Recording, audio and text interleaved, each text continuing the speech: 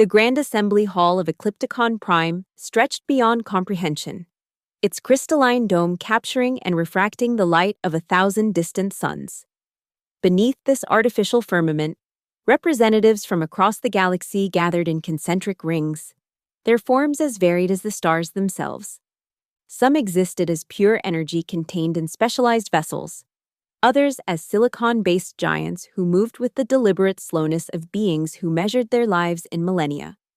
Aquatic delegates floated in gravity-suspended, liquid spheres, while gaseous entities swirled in containment fields that shimmered with complex patterns.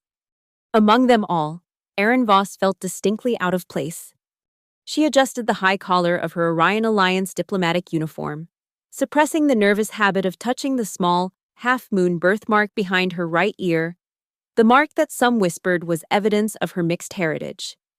At 29 standard cycles, she was among the youngest diplomats ever to represent the Orion Alliance at the Galactic Conclave. This fact alone drew enough sideways glances.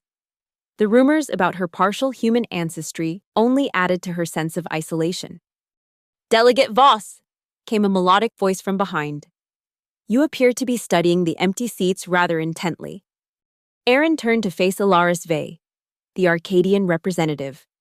Like all Arcadians, Ilaris possessed an almost painful symmetry, perfect features framed by luminescent tendrils that served as both sensory organs and emotional indicators.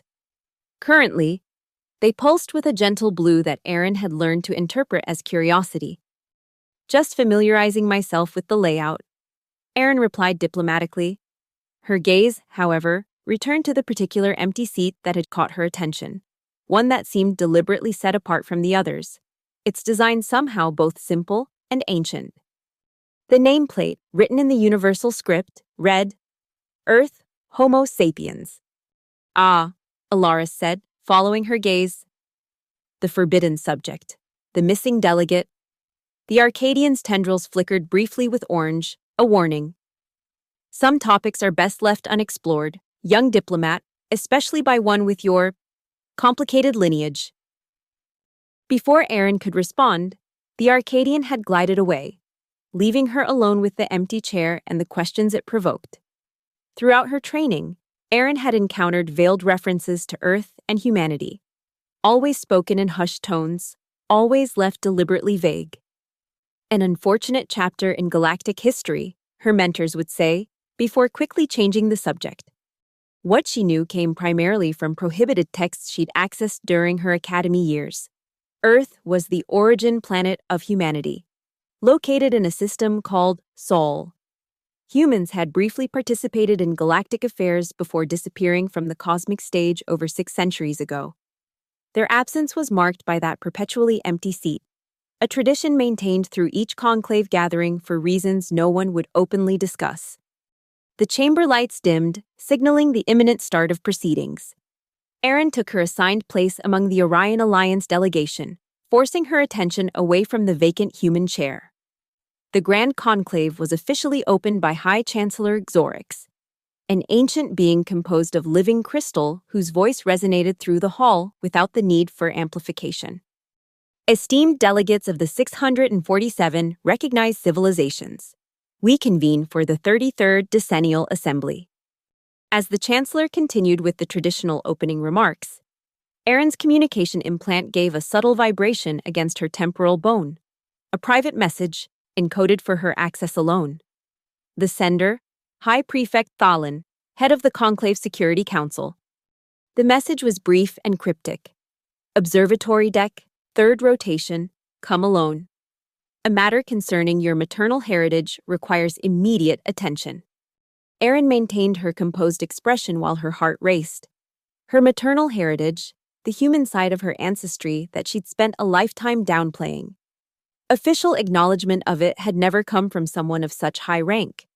Whatever this meeting entailed, it would almost certainly alter the carefully constructed balance of her diplomatic career. The first session of the conclave passed in a blur of formalities.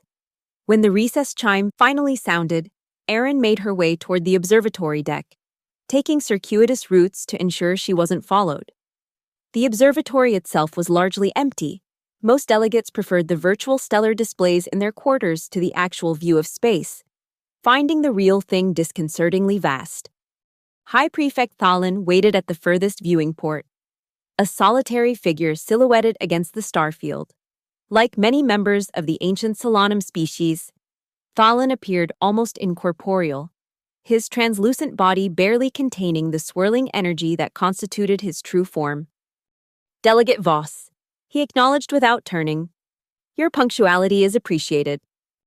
"High Prefect," Aaron responded with the customary bow. "I'm honored by your summons, though confused by its nature." Thalin turned, his faceted eyes reflecting the starlight in hypnotic patterns. "What do you know of Earth, Aaron Voss?" The direct question startled her. No one of Thalin's stature had ever addressed the subject so bluntly. "Only what is contained in the public archives," she answered carefully. "A mid-sized planet in the Sol system, birthplace of humanity, briefly active in galactic affairs before their departure from the cosmic stage." "Departure," Thalin repeated, a diplomatic choice of words for what many consider extinction or banishment. He gestured toward a specific section of stars. "The Sol system should be visible from this exact position, approximately 37 light-years distant, yet observe nothing." Aaron looked where he indicated. Indeed, there seemed to be an unusual void in the stellar pattern, as if something had been removed from the cosmic tapestry. "The official records state that Earth suffered a catastrophic event," she said. "That humanity failed to survive the early challenges of interstellar existence. And yet," Thalin continued, "every 30 standard cycles, like clockwork, our most sensitive arrays detect fragmentary transmissions from the exact coordinates where Sol should be, encrypted bursts, using protocols that haven't been current for centuries, each transmission containing the same repeating message." "What message?" Aaron asked, unable to contain her curiosity. Thalan extended a tendril of energy, activating a small holographic projector. Ancient script appeared, floating between them. "Delegation status, dormant. Awakening protocols remain viable, waiting." "For 600 years, Thalin said. "This message has persisted, not the random output of deteriorating technology, but a deliberate communication. Someone, or something, remains." Aaron stared at the floating text. "Why tell me this? Why now?" "Because the transmissions have changed." Thalin's form pulsed with intensity. 3 cycles ago, a new segment appeared within the signal. It contained genetic identification markers. Your markers, Aaron Voss. She felt her breath catch. "That's impossible. I've never transmitted anything to—" "Of course not," Thalin interrupted.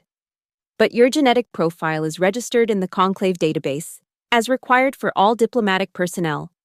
Something at the source of these transmissions has accessed that database and specifically flagged your presence." "I don't understand," Aaron said, struggling to process the implications. "What does this have to do with me?" "The Security Council believes you may be a descendant of the last human delegates," Thalin explained. "That your maternal line may trace directly back to Earth. This could explain why the signal has identified you." Aaron had always known her mother was different, physically distinct from the other species in the Orion Alliance, with stories of a home world she refused to name. But she had died when Aaron was just 7 cycles old, taking whatever secrets she possessed to her grave. "I need you to undertake a mission, Delegate Voss," Thalin continued. "Unofficial, unrecorded, and potentially dangerous. You must discover why humanity vanished from galactic affairs, what connection you have to Earth, and most importantly, whether the source of these transmissions represents a threat to galactic stability." "Why not send a Security Council team?" Aaron asked. "Surely they would be better equipped." "Because," Thalin interrupted, his form dimming slightly, "there are factions within the Conclave who would prefer these questions remain unanswered. Powerful civilizations who benefit from humanity's continued absence. If they discovered an official investigation, they would move to stop it immediately. And if they discover me instead? You are a junior diplomat making an ill-advised personal journey to explore rumors about your ancestry. Fallon said, "Foolish, perhaps, but not threatening. By the time anyone realizes the truth, you must have already found answers." Aaron turned back to the stars, to that strange void where a solar system should be. "You still haven't explained why the mystery of Earth matters after all this time." "Because," Fallon said quietly, "the empty seat is not merely symbolic. There is an ancient protocol embedded in the very foundation of the conclave. When all delegates are present, the final accord shall commence. No one knows what this final accord entails. The knowledge was lost centuries ago, but many fear it could fundamentally alter the balance of power that has maintained galactic peace."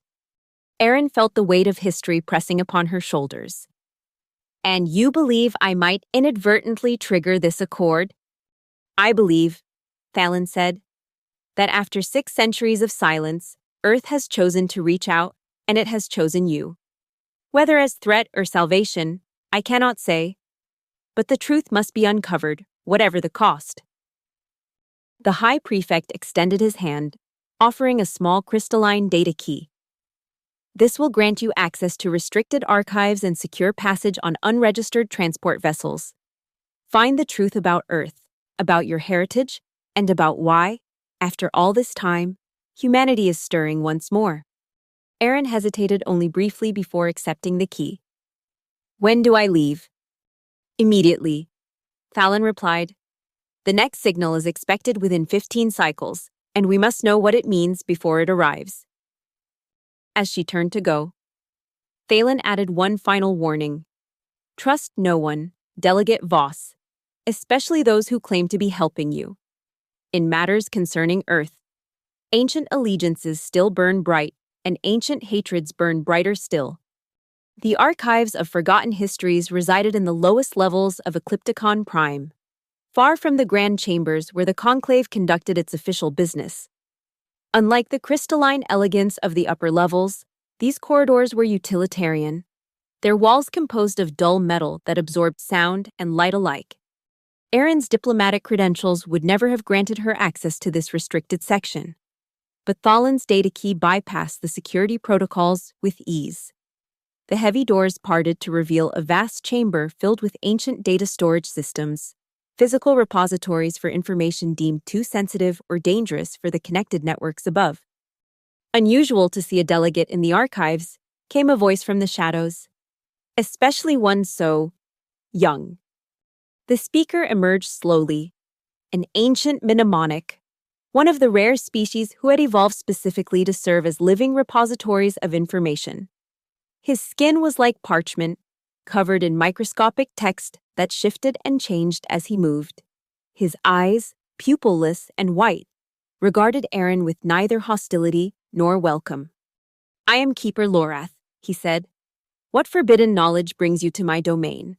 Delegate Voss of Orion." Aaron concealed her surprise at being recognized. "I seek information about Earth and the human delegation to the conclave." Lorath's skin rippled, the text flowing faster across his surface. "Dangerous curiosity," he remarked. "The history of Earth is not merely restricted, it is actively suppressed. Those who inquire too deeply tend to encounter unfortunate circumstances." "Nevertheless," Aaron replied, drawing herself up to her full height, "I am authorized to access these records." She presented Thalen's data key. The keeper examined it with his fingertips, reading the embedded permissions through direct contact. "High-level authorization indeed," he murmured. "Though curiously specific, you may access historical records concerning Earth, but only those predating the convergence event." "The convergence event?" Aaron repeated. "I'm not familiar with that term." Lorath's expression became unreadable. "No, you wouldn't be. It has been expunged from general historical records." He gestured for her to follow him deeper into the archives. 612 years ago, a cascading quantum phenomenon resulted in the simultaneous destruction of 27 inhabited worlds across 17 different star systems. Billions of lives extinguished in a single moment. "How is this connected to Earth?" Aaron asked. though a growing sense of dread suggested she already knew the answer. The epicenter of the convergence was traced to the Sol system, Lorath explained as they walked past towering data stacks. More specifically, to Earth itself. The evidence indicated that human experiments with dimensional physics triggered a catastrophic collapse of space-time barriers. They reached a sealed vault at the far end of the archives. Lorath pressed his palm against the door, and his skin text flowed from his body onto the surface, forming complex patterns that served as both key and lock. In the aftermath, he continued as the door slowly opened. The Conclave Security Council voted to quarantine the entire Sol system. A specialized task force was dispatched to ensure no further threat could emerge from Earth. They destroyed it, Aaron asked, horrified. That was their mandate, Lorath confirmed. But the official record merely states that appropriate containment measures were implemented.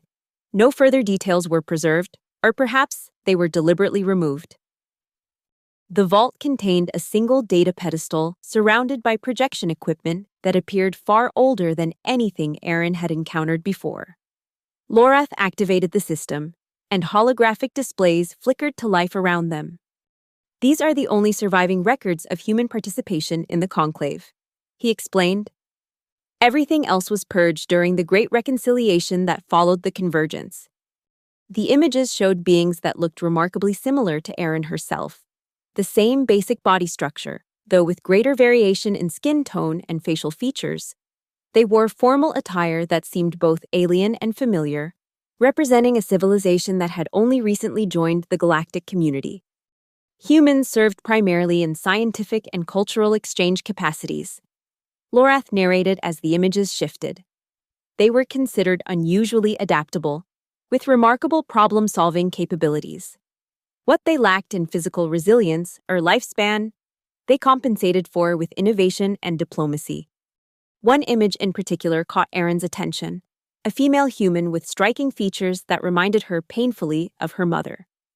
This woman stood at a podium, addressing what appeared to be the full conclave. "Who is she?" Aaron asked, unable to look away. Lorath consulted the data. Ambassador Eliana Voss, head of the Earth delegation during the final recorded session before the convergence. "Voss," Aaron whispered. "My name?" "Yes," Lorath acknowledged. "I noticed the correspondence immediately. It would appear your connection to Earth is more direct than most suspected."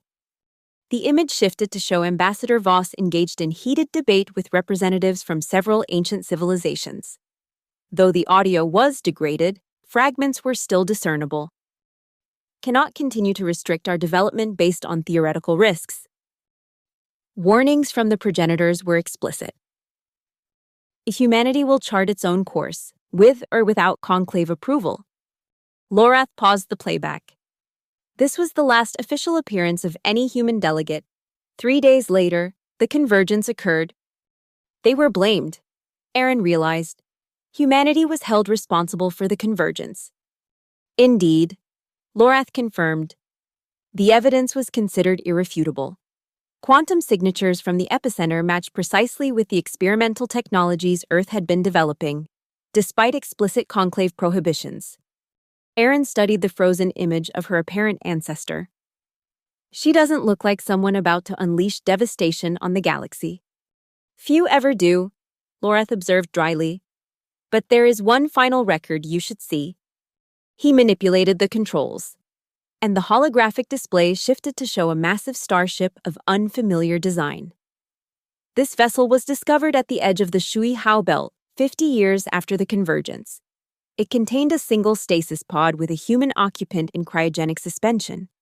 The ship's log identified him as Captain Jonah Reyes of the Earth science vessel Prometheus. "He survived," Aaron breathed. "What happened to him?" "That information is not in my archives," Lorath said. "The vessel was taken to Containment Station Omega for study. Whether the human survived revival, I cannot say." "Where is this containment station?" Aaron asked. Lorath's skin text swirled with apparent discomfort. "It orbits a dead star in the Cygnus Void, one of the most remote and heavily secured locations in known space. No one enters without highest-level clearance.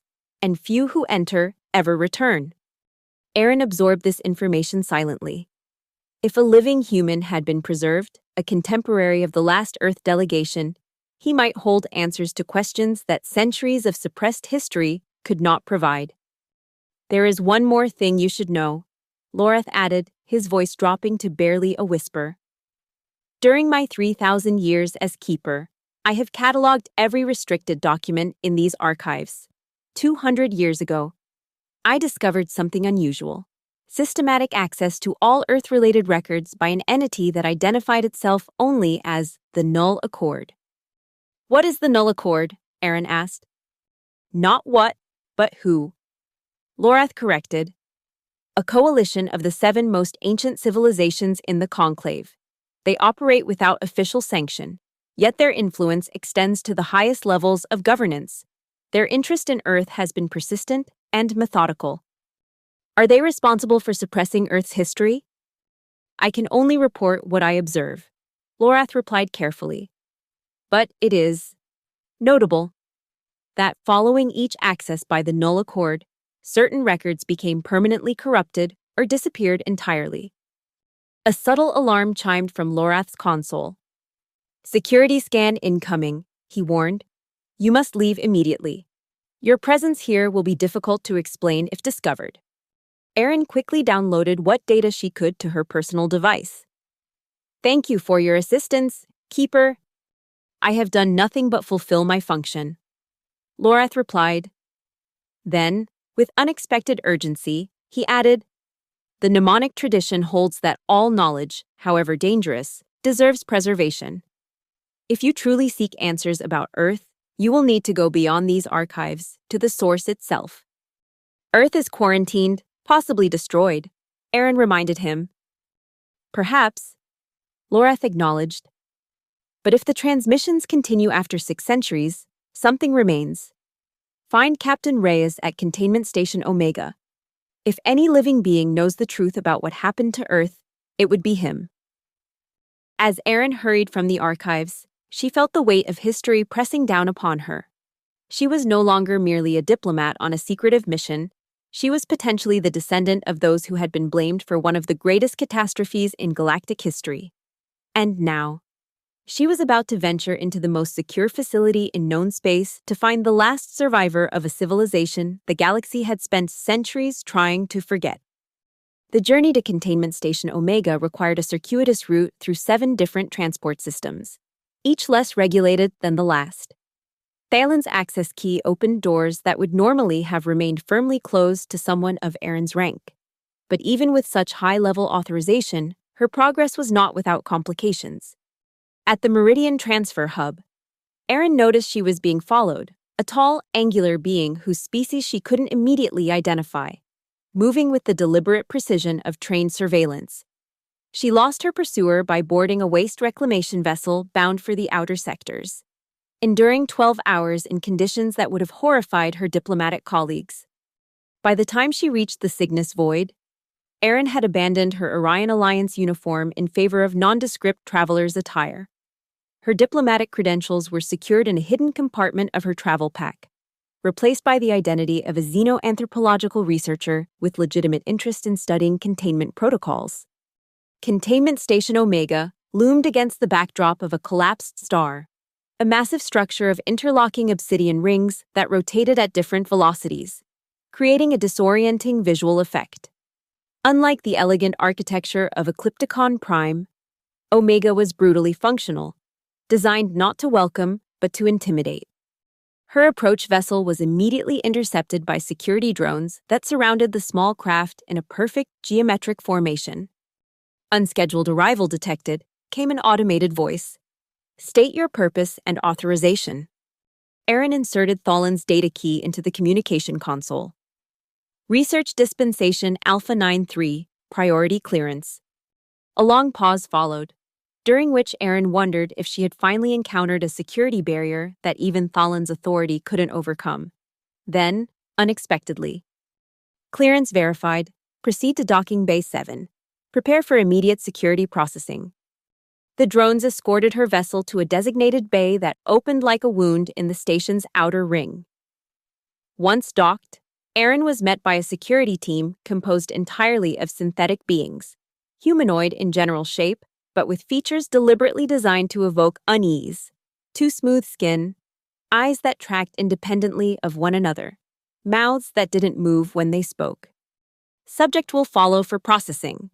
The lead synthetic stated, its voice emanating from somewhere within its chest cavity. Aaron was escorted through a series of increasingly secure checkpoints, subjected to scans that she suspected went far beyond physical detection. At the final checkpoint, she was required to place her hand on a surface that momentarily liquefied, enveloping her fingers before retreating. Genetic sequence analyzed, announced the security system. Anomalous pattern detected, specify nature of hybrid composition. The synthetic guards turned their unsettling gaze upon her with renewed interest. Maternal line includes adapted human genome, Aaron admitted, seeing no value in denying what their systems had already detected. Paternal lineage, pure Vega Orion. This information triggered a flurry of silent communication among the synthetics, their optical units flickering with coded light patterns. Finally, the lead unit spoke again. Human-derived genetic material requires additional security protocols. Subject will be escorted directly to Containment Director. This deviation from standard procedure concerned Aaron, but she maintained a calm exterior as she was led deeper into the station, through corridors that grew progressively more austere. The architectural style shifted subtly, incorporating elements she recognized from her studies of pre-convergence design. This section of the station was far older than it initially appeared. They arrived at an unmarked door that opened to reveal a circular chamber dominated by a massive desk, carved from what appeared to be a single piece of fossilized wood. Behind it sat a being of a species Aaron had encountered only in historical records, a Kethrian, one of the founding civilizations of the Conclave, long thought to have transcended physical form. I am Director Valen, the being stated without preamble. Its voice resonated oddly, as though speaking through multiple throats simultaneously. Your presence here is unexpected, Aaron Voss, especially given your heritage. I have proper authorization, Aaron replied, maintaining the calm diplomacy her position had taught her. Indeed, highest level. Which raises the question of why High Prefect Thalen would send a junior diplomat of partial human ancestry to my facility. The director's compound eyes narrowed. Unless this visit concerns our special containment subject. Aaron decided direct approach would serve better than pretense. I seek access to Captain Jonah Reyes. A ripple of what might have been amusement or alarm passed across the director's features. Captain Reyes, of course. He gestured dismissively to the synthetic guards, who exited without comment. You understand, I hope, that the subject in question has been in containment for over 5 centuries. His mental state is unpredictable. Nevertheless, I need to speak with him. Director Valen studied her with unsettling intensity. The Null Accord maintains strict protocols regarding interaction with the subject. As you possess Thalen's authorization, I cannot legally prevent your access, but I am required to notify the Accord of any contact with the subject. Aaron tensed at the mention of the secretive coalition Keeper Lorath had warned her about. I was unaware that the Null Accord held any official authority over Conclave containment facilities. Official? Perhaps not. But reality often differs from the official record, as I suspect you're beginning to discover. The director rose, his form unfolding to a height nearly twice Aaron's own. I will permit you 30 minutes with the subject. After that, what happens will depend on how the Null Accord chooses to respond to your intrusion. He led her personally through a series of security barriers that grew progressively more elaborate, eventually arriving at an isolated section that appeared to operate on independent systems from the rest of the station. Captain Reyes is the last of his kind, Director Valen explained as they walked. A living relic of a civilization that nearly destroyed the galaxy. His continued existence is permitted only because certain factions believe he may yet provide insights into preventing similar catastrophes in the future. Or because his testimony might contradict the official narrative. Aaron suggested boldly. Director Valen stopped abruptly, turning to face her. You walk a dangerous path, Delegate Voss. Questions about Earth and the convergence have ended many promising careers and some lives. I advise caution in how you proceed from here. They reached a final doorway, more heavily secured than any Aaron had yet encountered. The director placed his multi-jointed hand against a scanning plate. 30 minutes, he repeated. I will not be monitoring your conversation, a courtesy extended out of respect for Thalan's authorization. Use the time wisely. The door slid open to reveal a space that defied Aaron's expectations. Rather than a cell or laboratory, she entered what appeared to be a comfortable living quarter. The lighting was warm, the furnishings simple but of quality materials. Along one wall stood shelves containing physical books, actual printed materials, a rarity in the digital age. Seated in a chair by the window, which displayed a real-time view of the collapsed star outside, was a human male. He appeared to be in his mid-40s by human standards, with close-cropped gray hair and a neatly trimmed beard. His eyes, a startling blue, tracked her entrance with immediate alertness. Well, he said in a voice rough from disuse, you're definitely not one of my usual visitors. He spoke in the common galactic language, but with an accent Aaron had never heard before, presumably the cadence of original Earth English. Captain Jonah Reyes, Aaron asked, though there was no doubt in her mind. Captain, he repeated with a bitter smile. Haven't heard that title in... How long has it been now? They don't exactly keep me updated on the passage of time. It's been 562 standard years since your vessel was discovered, Aaron told him. Reyes absorbed this information with remarkable composure. Longer than I thought. They wake me up periodically for their tests and questions, then put me back under, subjectively. It's been maybe 20 years. He studied her with increasing curiosity. You're not entirely human, but close enough that I can see the resemblance. What are you? My name is Aaron Voss. I'm a diplomat with the Orion Alliance. My mother was, apparently, of human descent. Voss, Reyes repeated, sitting forward abruptly. Any relation to Eliana Voss? The name sent a jolt through Aaron. The records suggest she may have been my ancestor. She was the head of the Earth delegation before the convergence. Eliana, Reyes said, his voice suddenly thick with emotion. She was more than just the head delegate. She was the architect of Earth's independent future. And my wife. This revelation left Aaron momentarily speechless. She was not only speaking to a survivor from Earth, but to a man who had a direct personal connection to her own lineage. Then you know what really happened, she said finally. With the convergence, with Earth. Reyes's expression darkened. What they told you happened and what actually happened are two very different stories. Ms. Voss? He gestured to a chair opposite his own. But we apparently don't have much time, so let me give you the abbreviated version. As Aaron took the offered seat, Reyes continued. Earth wasn't destroyed. It was hidden. The convergence was real. 27 worlds were indeed devastated. But it wasn't caused by Earth's experiments. It was a deliberate attack by the Null Accord. Why would the most ancient civilizations in the Conclave attack their own member worlds? Aaron asked, struggling to process this claim. Because Earth had discovered something they had spent millennia concealing. Reyes explained. The true nature of the final accord. The protocol that activates when all delegates are present, Aaron murmured, recalling Thalan's words. It's not just a protocol, Reyes said, leaning forward intently.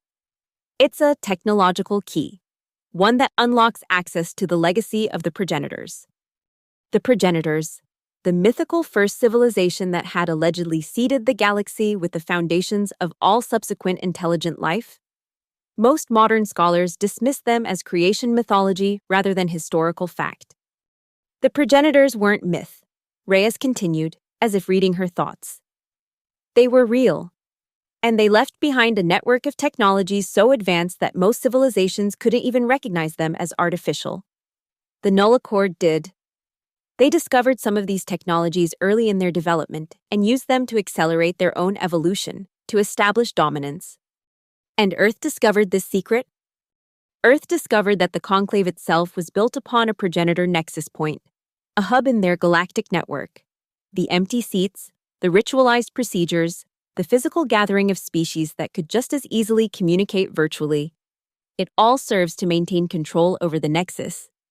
Reyes stood, moving to a hidden panel in the wall that he activated with a specific sequence of taps.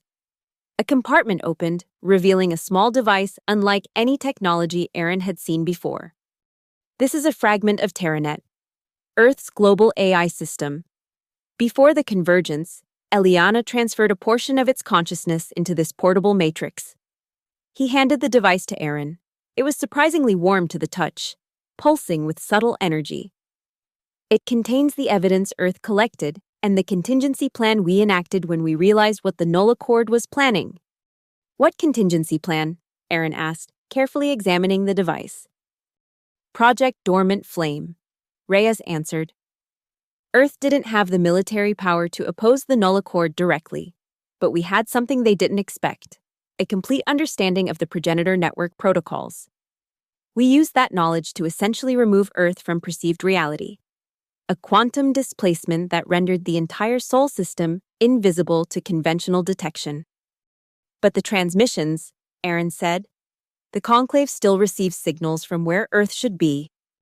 Deliberately sent, Reyes confirmed, dead drops of information, waiting for the right person to retrieve them, someone with the genetic key. Me, Aaron realized. That's why the latest transmission contained my genetic markers. But why now, after all this time? Because the cycle is completing, Reyes said gravely. The Null Accord didn't just attack those 27 worlds to eliminate Earth, they were systematically destroying any civilization that had begun to independently discover progenitor technology. They've spent the centuries since then consolidating their control, ensuring no one else could access the network. He took the Terranet device back from her, activating its interface with a sequence of commands. A holographic display appeared between them, showing a complex star chart with pulsing nodes of energy.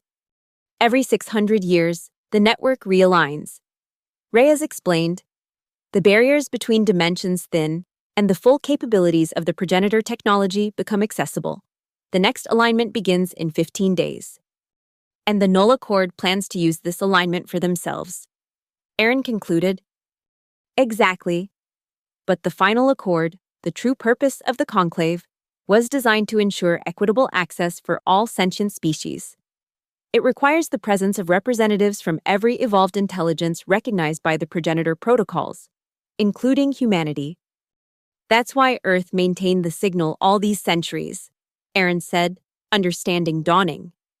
To reclaim their seat when the time came. Not just to reclaim it, Reyes corrected. To ensure the final accord functions as intended, to prevent the Null Accord from monopolizing progenitor technology for another 6 centuries. A subtle vibration from the door panel indicated their time was running short. Reyes quickly transferred the holographic display back into the device. Take this, he said, pressing the Terranet fragment into her hands. It contains coordinates for reaching Earth, the true Earth, not the empty space where sensors say it should be. Terranet will guide you through the quantum displacement field. I can't just leave you here, Aaron protested. Not now that I know the truth. You must, Reyes insisted. I've survived here for centuries. I can manage a few more days. What matters is that you reach Earth before the alignment begins. Humanity must reclaim its place in the conclave. The door panel gave a more urgent signal. Their time was up. One last thing, Reyes said quickly. The Null Accord doesn't know that Eliana survived the initial attack. She led the implementation of Project Dormant Flame, ensuring Earth's preservation. If my calculations are correct, she would have entered stasis to survive the centuries, waiting for the next alignment. You're saying she might still be alive? Aaron asked, stunned by the implication. More than that, Reyes said with the first genuine smile she had seen from him. She's your direct ancestor. The genetic markers prove it. Find her, Aaron. Complete what we started 600 years ago. The door slid open to reveal Director Valen. Your time is concluded, Delegate Voss. Erin quickly concealed the Terranet device within her clothing. Thank you for your insights, Captain Reyes, she said formally. The pleasure was mine, Delegate. Reyes replied with equal formality, though his eyes conveyed a depth of meaning beyond his words. Safe travels on your journey home. As Director Valen escorted her back through the security checkpoints, Erin's mind raced with the implications of what she had learned. Earth still existed, hidden behind quantum technology beyond the Conclave's understanding. The convergence had been a deliberate attack, not an accident of human experimentation. And most incredibly, she might be directly descended from the architects of humanity's desperate preservation plan. I trust your research was productive, Director Valen remarked as they approached the outer security ring. Very informative, Erin replied neutrally. The containment protocols are most impressive. Indeed. The director paused, fixing her with his compound gaze. I should inform you that a priority communication arrived during your interview. Representatives of the Null Accord have requested your immediate presence upon your departure from this facility. Erin maintained her diplomatic composure despite the alarm this news triggered. I'm afraid my schedule won't permit additional meetings. My vessel is prepared for immediate return to Eclipticon Prime. I don't believe you understand, Delegate Voss, Director Valen said, his tone hardening. This is not a request that one refuses. The Null Accord representatives are already docked at this station. They will escort you personally. They rounded a corner to find 3 figures waiting in the docking bay, representatives of species Erin recognized as among the most ancient in the Conclave. Their combined age likely exceeded 10,000 years, and the power they wielded within galactic politics was nearly absolute. The foremost of them stepped forward, a Vorton, its crystalline exoskeleton reflecting the bay lights in hypnotic patterns. Delegate Erin Voss. It stated in the formal tones of one unaccustomed to being denied. I am Archon Tyre of the Null Accord. Your unauthorized interaction with containment subject CR1 has triggered security protocols that require immediate intervention. Erin assessed her options quickly. The Terranet device concealed in her clothing might already be detectable to their advanced scanning technology. The docking bay contained her small transport vessel, but the Null Accord ship would easily intercept any attempted escape. Direct confrontation was suicide, which left only one option, diplomacy. Archon Tyr, she acknowledged with a formal bow. I apologize for any protocols I may have inadvertently violated. My research into containment methodologies is purely academic, authorized by High Prefect Thalin of the Security Council. Thalen exceeds his authority, the Archon replied dismissively. Matters concerning Earth fall under Null Accord jurisdiction by Ancient Compact. You will surrender any information obtained from the containment subject and accompany us for debriefing. Erin felt the Terranet device warming against her skin, as if responding to the threat. Perhaps we could discuss this aboard my vessel, she suggested. I have detailed notes from my research that may clarify the academic nature of my inquiry. The Archon's crystalline features shifted in what might have been amusement. Your diplomatic deflections are unnecessary, Delegate Voss. We are well aware of your genetic heritage and the recent signal anomalies from the Sol coordinates. These matters converge in ways that require immediate attention. Without warning, the station's alarm systems activated, bathing the docking bay in pulsing red light. Director Valen's communication device emitted an urgent tone. Security breach in Containment Sector 7, came the automated alert. All personnel implement emergency protocols. The human, Director Valen hissed, already turning toward the interior doors. Secure the delegate, he ordered the Null Accord representatives. I must attend to the containment failure. As the director rushed away, Erin realized what had happened. Reyes had created a diversion. The question was whether she could use it effectively. The Archon gestured to his companions. Escort the delegate to our vessel. I will join you momentarily. He followed after the director, moving with surprising speed despite his ancient form. The remaining null accord representatives flanked Erin, leaving her little choice but to move toward their ship. A sleek, predatory craft that contrasted sharply with the utilitarian design of the station. The Terranet device, still concealed against her skin, suddenly emitted a soft pulse that only she could feel. A moment later, the station's lighting systems fluctuated wildly before plunging the docking bay into complete darkness. Emergency generators activated seconds later.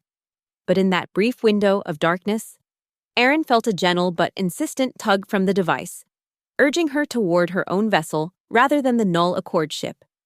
When minimal lighting returned, Erin was already sprinting toward her transport, the Terranet's influence somehow disrupting the null accord representative's ability to track her movements. She reached the vessel's entry hatch just as one of them managed to lock onto her position, extending a restraining field that she barely evaded. The hatch sealed behind her as she threw herself into the pilot's seat. The vessel's systems were already active, somehow awakened by Terranet's influence. As her pursuers reached the hull, attempting to override the external access controls, the ship's engines ignited automatically.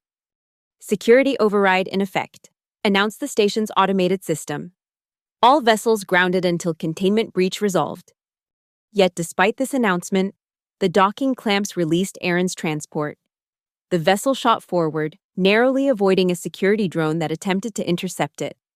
The Terranet device had somehow integrated with her ship's systems, bypassing the station's security protocols with ease.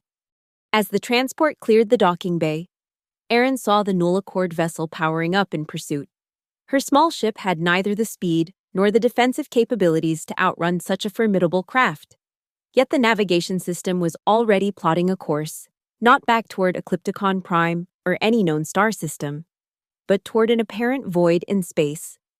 The coordinates matched those stored in the Terranet device, the hidden location of Earth.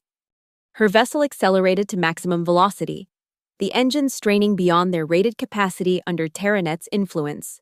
The null accord ship followed, closing the distance with alarming speed. Weapons systems on the pursuing vessel activated, targeting sensors locking onto Erin's transport. Approaching quantum displacement field, came a voice from the Terranet device, neither male nor female, but somehow familiar. "Prepare for transitional phase." Ahead, space itself seemed to ripple, like heat distortion above desert sand. The null accord vessel fired, energy beams slicing through the void just as Erin's transport reached the rippling boundary. Reality twisted. The stars elongated, then vanished completely. For a heart-stopping moment, Erin existed nowhere and everywhere. Her consciousness stretched across dimensional barriers never meant for human perception. Then, with a sudden snap of restored physics, her vessel emerged into normal space, but a space that shouldn't exist according to every star chart in the Conclave database. Before her, floating in the void like a jewel against black velvet, was a blue-green planet partially shrouded in white clouds. Surrounding it, a complex network of stations and defense platforms created a protective shell that hummed with energy unlike any technology Erin had encountered. "Earth," the Terranet voice confirmed. "Approach vector transmitted. Welcome home, descendant of Voss." The defense grid parted to allow her vessel passage, closing again behind her to seal the quantum displacement field. Long-range sensors confirmed what she already suspected. The null accord vessel had not successfully followed her through the transition. As her transport descended toward the planet's surface, Erin finally allowed herself to absorb the magnitude of what was happening. Earth existed. Humanity had survived. And in 15 days, the galactic alignment would occur, potentially changing the balance of power throughout known space. The vessel landed on a platform extending from what appeared to be a mountain. Though sensors indicated it was largely artificial, a massive complex built into the natural formation. As the transport's hatch opened, Erin was struck by her first direct experience of Earth, the smell of vegetation, the feel of actual wind against her skin, the sound of flowing water somewhere nearby. A small delegation awaited her arrival, humans, though their appearance suggested subtle genetic adaptation over the centuries. At their center stood a woman whose bearing commanded immediate respect. She appeared to be in her 60s by human standards, with silver-streaked dark hair and eyes that matched the exact shade of Aaron's own. "Aaron Voss," the woman said, her voice carrying the weight of authority. "I am Dr. Miranda Voss, director of Project Dormant Flame. We've been waiting for you." "How did you know I was coming?" Aaron asked, still clutching the Terranet device. "We've been monitoring your progress since your genetic signature was first registered in the Conclave database," Miranda explained. "Terranet confirmed your lineage. You are a direct descendant of Eliana Voss, through a daughter she sent away from Earth before implementing the quantum displacement." "My mother," Aaron realized. She knew her origins, didn't she? That's why she never spoke of her homeworld. She was tasked with maintaining a human presence in galactic affairs, however limited, until the time came for Earth to reclaim its place. Miranda confirmed. "We lost contact with her 3 decades ago. But by then, you had already been identified as the potential key to our return." "And Eliana herself?" Aaron asked, hardly daring to hope. "Captain Reyes suggested she might still be alive." A shadow passed across Miranda's features. Eliana Voss entered long-term stasis after establishing Project Dormant Flame. She intended to emerge for the galactic alignment, to personally lead humanity's return to the Conclave. She paused, clearly weighing her next words carefully. "Her stasis pod suffered cascade failure 83 years ago. We were able to preserve her consciousness within Terranet, but her physical form was lost." The device in Aaron's hands pulsed warmly, as if in response to this revelation. The voice that emerged from it now carried a different quality, more personal, more human. "But I've been waiting to meet you, Aaron," the voice said.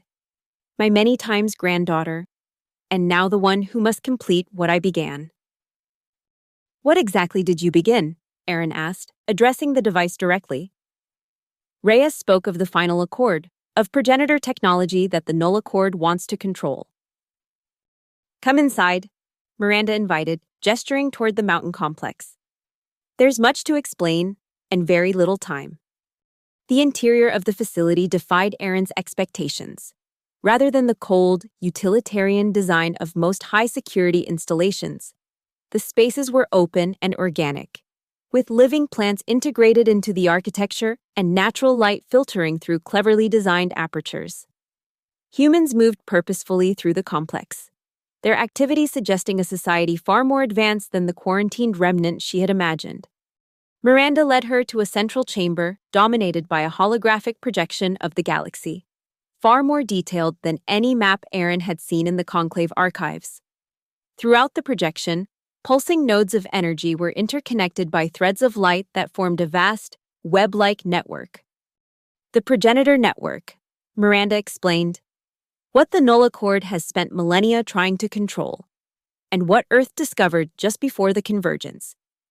The Terranet device in Aaron's hands interfaced with the projection system, and the image of a woman appeared within the holographic display, a perfect replica of the ambassador Eliana Voss she had seen in the archives. The progenitors weren't just the first advanced civilization. Eliana's consciousness explained through the hologram. They were architects of evolution itself.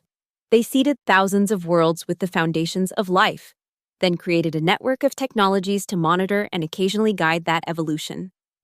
"The Conclave was their creation?" Aaron asked. "Not directly," Eliana replied.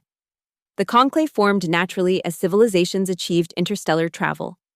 But its location, its structure, even the physical arrangement of the delegate seating, all of it inadvertently aligned with progenitor design principles.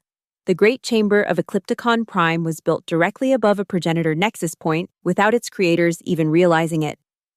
"And the final accord?" "A failsafe," Miranda interjected. "The progenitors designed their network to respond only when all evolved intelligence was represented.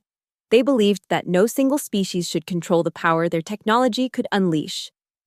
Which is precisely what the Null Accord has been attempting to circumvent for thousands of years."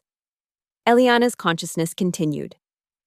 "They discovered fragments of progenitor technology early in their development and used it to accelerate their evolution, to establish dominance. But they've never gained full access to the network. because doing so requires the presence of all evolved intelligence recognized by the progenitor protocols, including humanity, Aaron concluded. That's why our seat remains empty, yet preserved. Exactly, Miranda confirmed. When Earth discovered the truth about the network, the Null Accord realized we had become a threat to their control.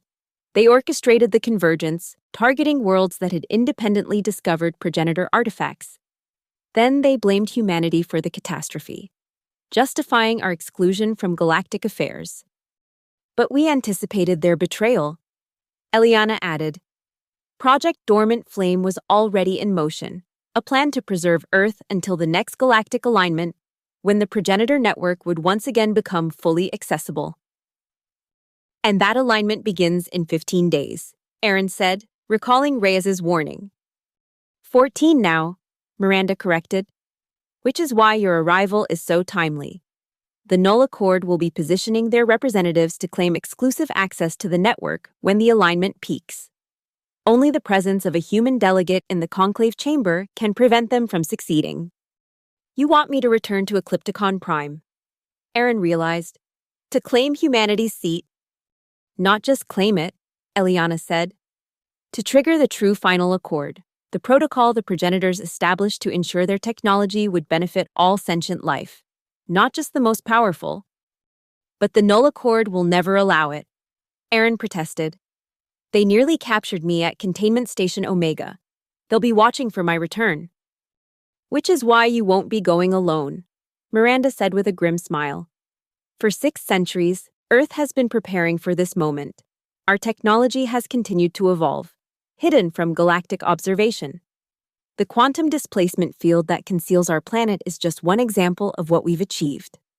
She led Aaron to another section of the complex, where a hangar bay revealed a vessel unlike any she had seen before, sleek and organic in design. Its hull composed of materials that seemed to shift and adapt even as she watched. The Harbinger, Miranda introduced, capable of traversing the quantum displacement field while maintaining its own localized field effect. It can reach Eclipticon Prime without detection by conventional sensors. And its weapons systems? Aaron asked, noting the obvious military design. Defensive only, Eliana's consciousness assured her through the Terranet device.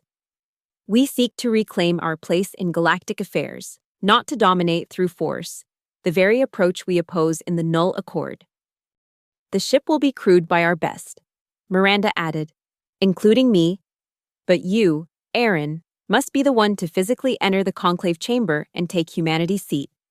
Your mixed heritage allows you to move within diplomatic circles without immediately triggering Null Accord protocols. And what happens when I do take the seat? Aaron asked. What exactly is this final accord supposed to do? Eliana and Miranda exchanged a glance that Aaron couldn't quite interpret. Truthfully, we don't know the full extent of it, Eliana admitted. The progenitor records speak of evolutionary confluence, a sharing of knowledge and capability across all sentient species. We believe it will essentially democratize access to the network, preventing any single civilization or coalition from monopolizing its power.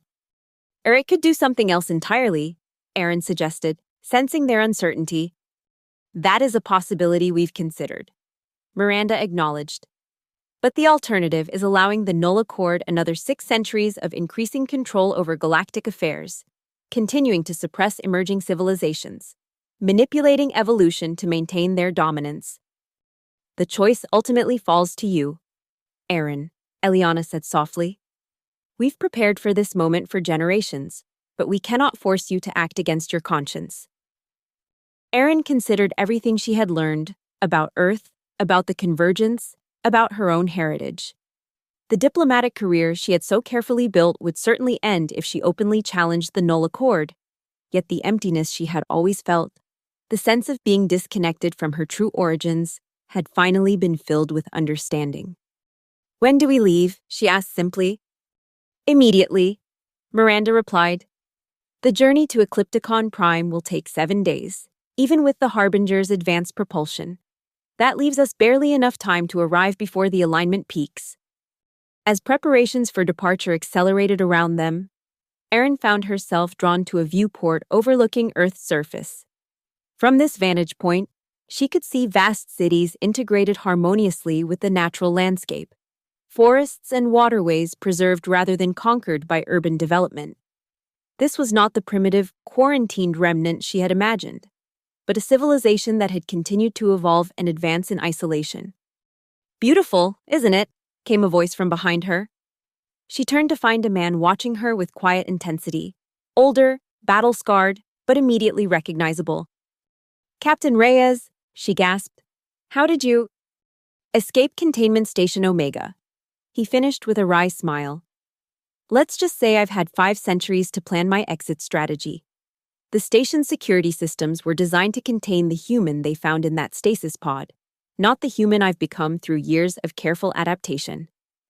"You created the diversion," Erin realized. "You knew the Null Accord representatives would be there."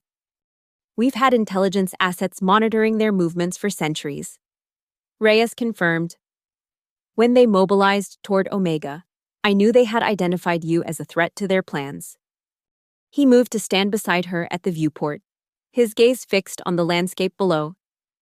"I never thought I'd see Earth again," he said quietly. "When I went into stasis aboard the Prometheus, it was with the understanding that I might be sacrificing any chance of return. Yet here I am, still fighting the same battle after 600 years. "You haven't aged as much as you should have," Erin observed. "Stasis technology, primarily," Reyes explained, "but also some genetic adaptation, ironically, using techniques derived from progenitor technology, the very thing the Null Accord feared we would discover." He turned to face her directly. "Eliana would be proud of you, taking up this mission, despite the risks." "I never knew her," Erin reminded him. "Only her consciousness preserved in Terranet." "That's not entirely her," Reyes said with a hint of sadness. "A digital echo, remarkable in its fidelity, but still just an echo. The real Eliana was—" He paused, searching for words. "Visionary, stubborn, absolutely convinced that humanity deserved a place among the stars, not as conquerors, but as equals." "And you?" Erin asked. "What do you believe?" "I believe that power concentrated in too few hands inevitably leads to abuse," he answered without hesitation. "I've witnessed 6 centuries of the Null Accord's guidance of galactic affairs. I've seen promising civilizations mysteriously collapse just as they began to make significant technological leaps. I've watched as the diversity of thought in the conclave has gradually diminished under their influence." A signal chimed throughout the complex. Final preparations for the Harbinger's departure. "We should join the others," Reyes said. "Miranda will want to brief the full team before launch." As they made their way to the hangar, Erin was struck by the weight of history converging on this moment. 600 years of planning, generations living and dying in isolation, all leading to a mission that she, a junior diplomat who had spent her life hiding her human heritage, would ultimately have to complete. The Harbinger's interior was as remarkable as its external appearance. Organic interfaces that responded to thought as much as touch. Living systems integrated with mechanical components in a seamless fusion of biology and technology. The crew, all human, moved with the practiced efficiency of those who had trained for years for this specific mission. Miranda Voss took command from a central position that resembled a captain's chair only in function. In form, it was more like being embraced by the ship itself. "Final systems check complete," reported a young officer whose name tag identified him as Lieutenant Chen. "Quantum displacement field stable and self-sustaining. Navigational coordinates locked on Eclipticon Prime," added another crew member. "Approach vector will bring us in through the Cygnus void to minimize detection probability." Miranda acknowledged these reports with a nod, then addressed the assembled crew. "For 600 years, humanity has prepared for this moment. We have lived in isolation, developing our technology and preserving our culture, always with the knowledge that someday we would reclaim our place in galactic affairs." She gestured to Erin. "Delegate Voss represents the fulfillment of Eliana's vision, the bridge between Earth and the wider galaxy. Her task, and ours, is not conquest or retribution, but restoration of balance. The progenitor network was designed to benefit all sentient life. Together, we will ensure it fulfills that purpose. A solemn silence followed her words, broken only by the subtle hum of the Harbinger's systems coming fully online. Prepare for departure, Miranda ordered, and may the wisdom of our ancestors guide us through what lies ahead. The Harbinger lifted from its docking platform with barely a tremor, rising through Earth's atmosphere with an elegance that belied its size and power. As they approached the quantum displacement field that had hidden Earth for centuries, Aaron felt a momentary disorientation, a stretching of perception as reality itself seemed to fold around them. Then they were through, emerging into normal space at coordinates that, according to official galactic charts, contained nothing but empty void. Behind them, Earth vanished once more behind its protective veil of distorted physics. Ahead lay the long journey to Eclipticon Prime, and the confrontation that would determine not just humanity's future, but potentially the course of galactic evolution itself. The journey to Eclipticon Prime progressed with a tense efficiency. The Harbinger moved through space like a ghost, its quantum displacement field rendering it nearly undetectable to conventional sensors. When necessary, it could appear briefly as an anomalous energy signature before vanishing again, leaving pursuing vessels confused and disoriented. During these days of transit, Erin immersed herself in humanity's true history, not the sanitized version presented in conclave archives, but the actual record of Earth's development and its brief but significant participation in galactic affairs. Miranda provided access to historical databases that chronicled everything from humanity's first hesitant steps into their own solar system to their eventual contact with the wider galactic community.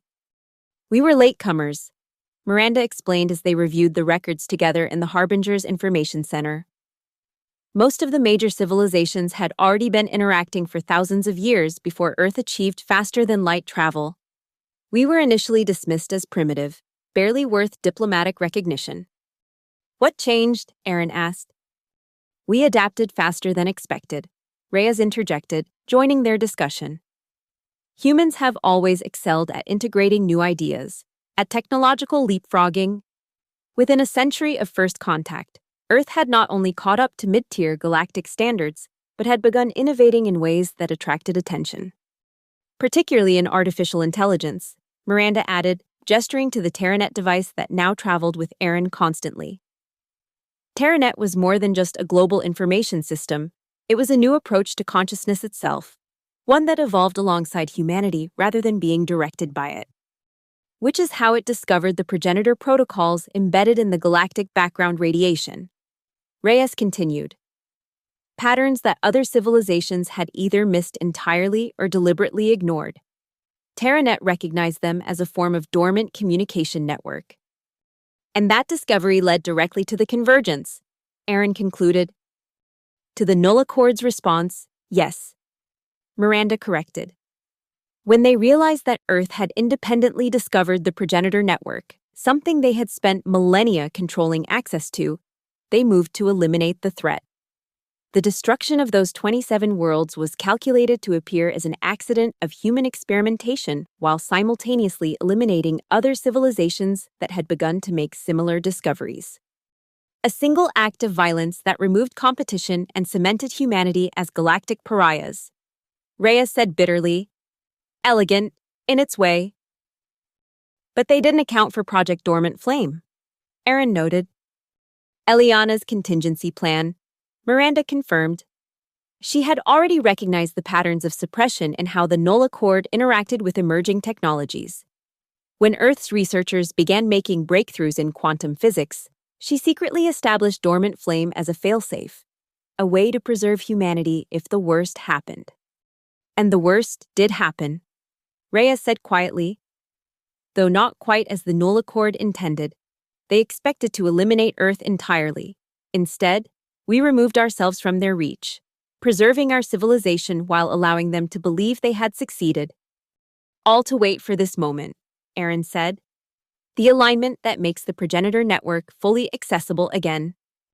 Precisely. Miranda confirmed. In just 7 days, the quantum resonance patterns will align across all major nexus points in the galaxy. For a brief period, approximately 17 hours, the full capabilities of the network will become available to whoever controls the primary access point. Eclipticon Prime, Aaron realized, the conclave chamber itself. Built directly above the largest progenitor nexus in the known galaxy. Reyes confirmed, though its founders never realized the significance of the location they chose. A signal from the bridge interrupted their discussion. They were approaching a security checkpoint, one of many that guarded the approaches to the conclave headquarters. The Harbinger's displacement field would conceal them from standard detection, but more sophisticated sensors might detect anomalous energy patterns. This is where we test our technology against the best the conclave has to offer, Miranda said grimly as they made their way to the bridge. The checkpoint consisted of a network of automated platforms surrounding a central control station. Ships passing through this region were required to transmit identification codes and submit to comprehensive scans before proceeding. Displacement field at maximum, reported Lieutenant Chen from his station. Passive sensors detect 18 automated defense platforms and 1 command vessel.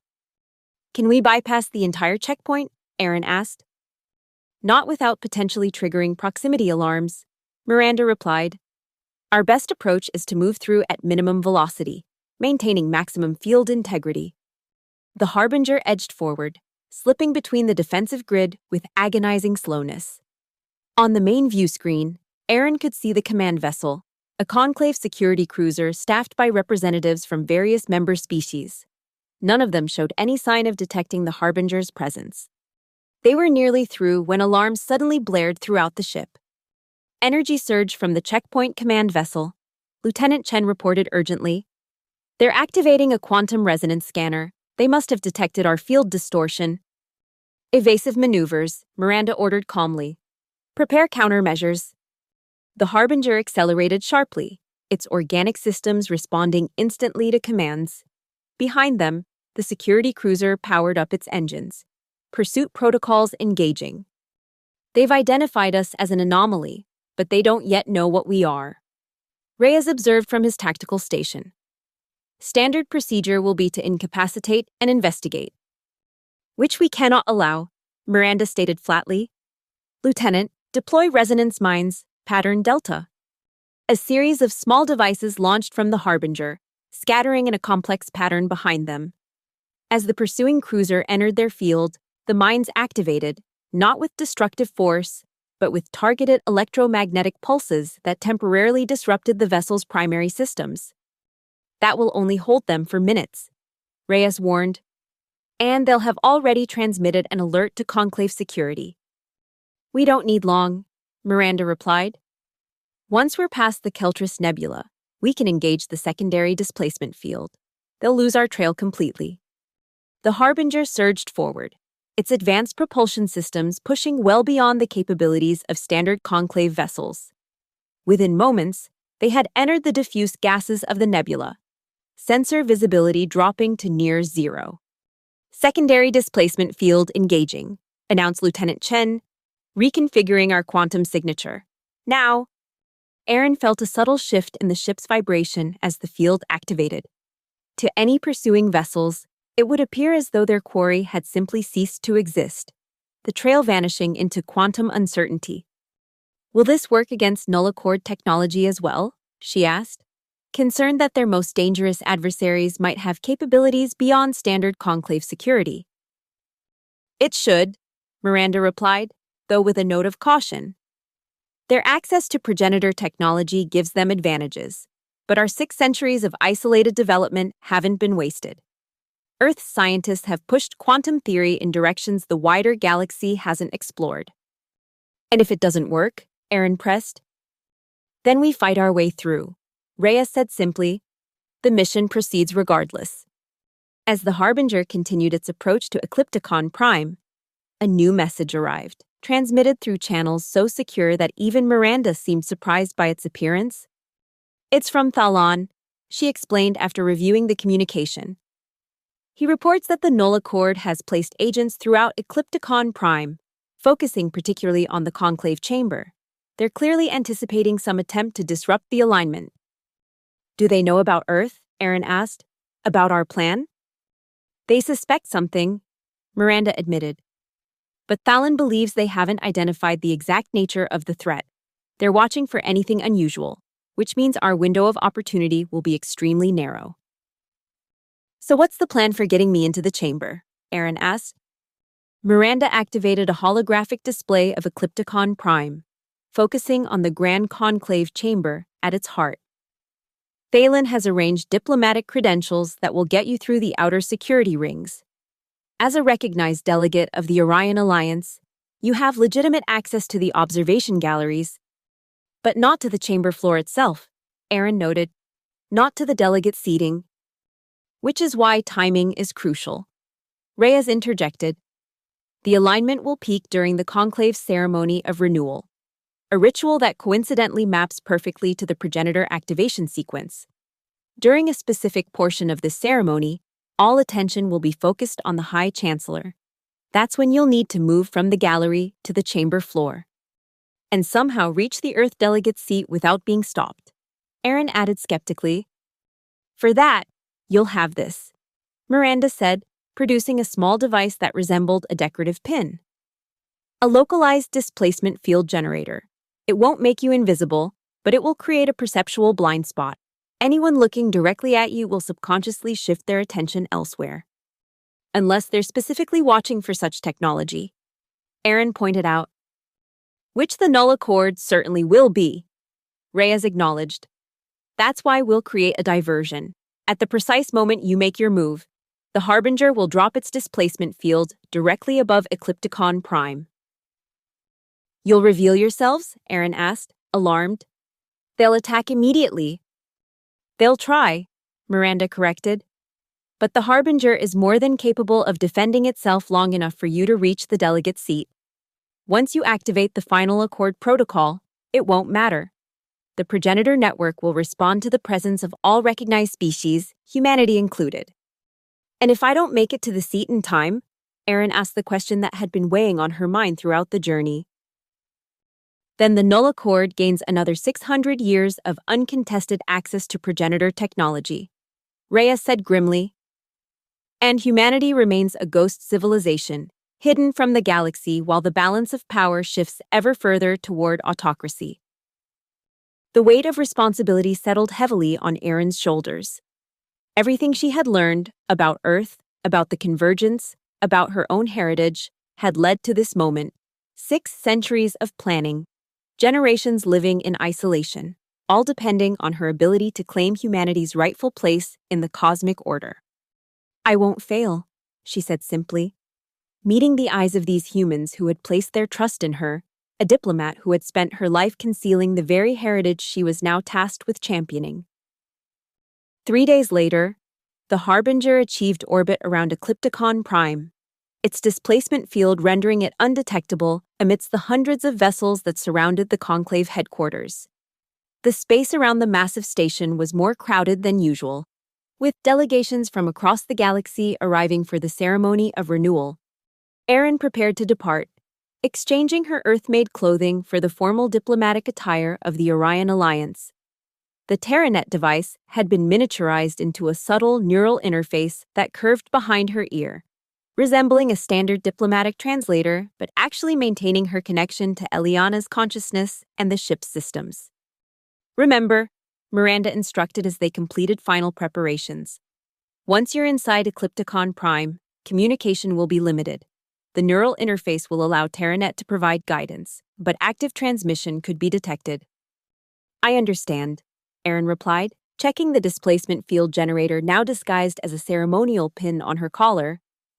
The credentials Thalen provided will get you through security as an Orion diplomatic attaché. Reyes added, He's arranged for your biometric data to match the identity in the system, but avoid direct interaction with anyone who might recognize you from your previous position. Aaron nodded, acutely aware of how many ways this plan could fail. Yet there was no turning back. Not with the fate of Earth and potentially the entire galactic order hanging in the balance. One last thing, Reyes said, pressing something small and cold into her palm. A quantum entanglement beacon. If all else fails, if you find yourself cornered with no way forward, activate this. The Harbinger will lock onto your position and extract you, whatever the cost. Erin closed her fingers around the device, recognizing it for what it truly was. An acknowledgement that the mission might fail, that her survival might become the priority if humanity's gambit proved impossible. I won't need it, she said firmly, tucking the beacon into a hidden pocket. But thank you. Reyes clasped her shoulder briefly, the most demonstrative gesture she had seen from the hardened captain. Your grandmother would be proud, he said simply. Departure window opens in 3 minutes, Lieutenant Chen announced from his station. Miranda stepped forward, her expression solemn. The fate of Earth has always rested on seemingly impossible tasks accomplished by individuals who found themselves at the nexus of history. 600 years ago. It was Eliana who preserved our civilization through Project Dormant Flame. Today, it falls to you to complete her work. Erin felt the weight of those 6 centuries pressing down upon her shoulders. I won't let Earth down, she promised. I won't let humanity remain forgotten. Her small transport vessel detached from the Harbinger, its conventional design and Orion Alliance markings ensuring it would raise no suspicions among the hundreds of diplomatic craft arriving for the ceremony. As she navigated toward Eclipticon Prime, Erin activated her credentials, transmitting the identity Thalen had arranged. Diplomatic vessel Orion 712, proceed to docking bay 47, came the automated response from Eclipticon Traffic Control. The massive structure of Eclipticon Prime filled her view screen, a marvel of engineering that had been the political center of the galaxy for millennia. Its crystalline spires and interlocking rings housed representatives from hundreds of civilizations, most unaware that the very foundation of their grand assembly had been built upon progenitor technology. As her vessel docked, Erin performed one final check of her equipment and disguise. The neural interface behind her ear hummed with a subtle vibration, indicating Terranet's active presence. The displacement field generator on her collar remained dormant, ready to be activated when needed. And in her hidden pocket, the quantum entanglement beacon waited as a last resort.